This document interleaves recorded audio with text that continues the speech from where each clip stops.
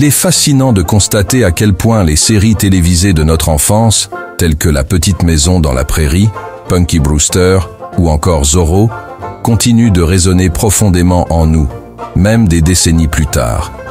Ces œuvres, diffusées entre les années 1960 et 1980, dépassaient largement le simple divertissement.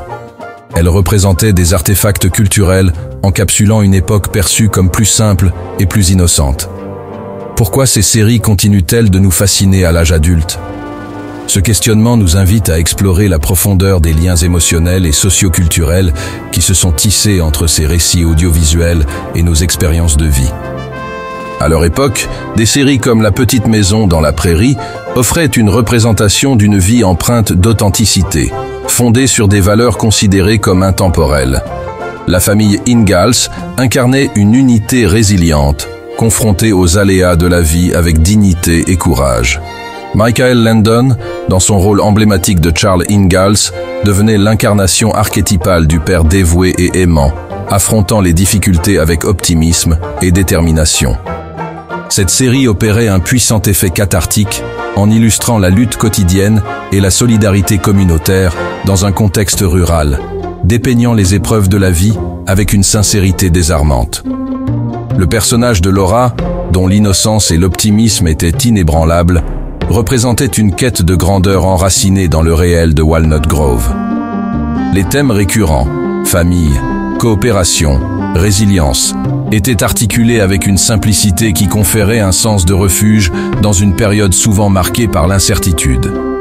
De son côté, Punky Brewster proposait une toute autre tonalité, mais véhiculait également des valeurs profondes, particulièrement pour les jeunes téléspectateurs. Punky, cette petite fille pleine d'audace, avec ses chaussures dépareillées et son sourire lumineux, incarnait un esprit de rébellion douce et bienveillante. Orpheline ayant trouvé un foyer dans l'amour protecteur de Henry Warnimont, Punky était un symbole d'adaptation, de diversité et de résilience. Les enfants des années 1980, confrontés à des réalités familiales souvent fragmentées, pouvaient trouver dans Punky Brewster une source de réconfort et une affirmation de leurs valeurs intrinsèques. Peu importait l'origine ou l'apparence, le message était clair. Chaque individu est unique et mérite d'être aimé. Ce discours inclusif, révolutionnaire pour l'époque, portait en lui les germes d'une célébration de la différence et d'une confiance renouvelée dans la capacité de chacun à surmonter les adversités. Quant à Zorro, la série offrait une perspective singulière sur le thème de la justice et de l'identité. Don Diego de la Vega, sous l'apparence du noble flegmatique, cachait un alter ego héroïque qui défendait les opprimés avec courage et panache.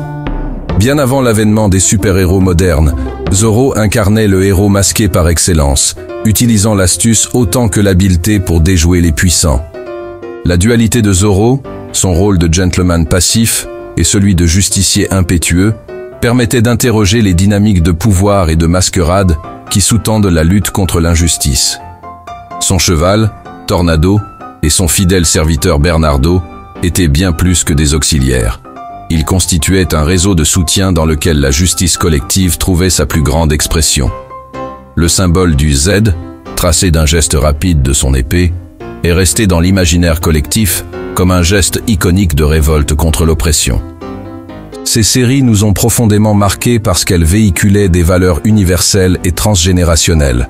La famille, l'amour, l'amitié, le courage et surtout l'espoir. Elles dépassaient le simple cadre narratif pour entrer en résonance avec notre quotidien, offrant des modèles de comportement et de résilience. Lorsqu'on se remémore ces moments, on pense aux soirées passées en famille devant le téléviseur, aux hivers où ces histoires nous réchauffèrent le cœur. Les émotions suscitées par des scènes poignantes, telles que la perte de la vue de Mary dans La Petite Maison dans la Prairie, continuaient de nous habiter bien après la fin de l'épisode, tant elles étaient imprégnées d'une humanité palpable. Ces séries jouaient également un rôle fondamental de réconfort et de projection positive. Dans un monde souvent perçu comme imprévisible et parfois cynique, elles constituaient une forme de rappel constant que la bienveillance, la justice et la solidarité demeuraient impossibles. Leurs récits nous enseignaient que, malgré les drames et les injustices, il existait une voie vers la guérison collective, une capacité à grandir ensemble face aux épreuves.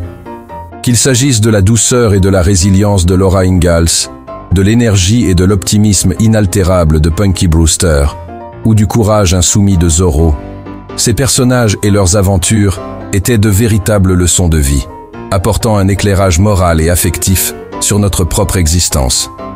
En fin de compte, regarder ces séries était peut-être une tentative de croire, ne serait-ce qu'un instant, que le monde pouvait être plus simple, empli de valeurs d'amour et d'aventure. Aujourd'hui encore, ces récits continuent de nous fasciner précisément parce qu'ils éveillent en nous cette part enfantine qui refuse de renoncer à la pureté et à la magie.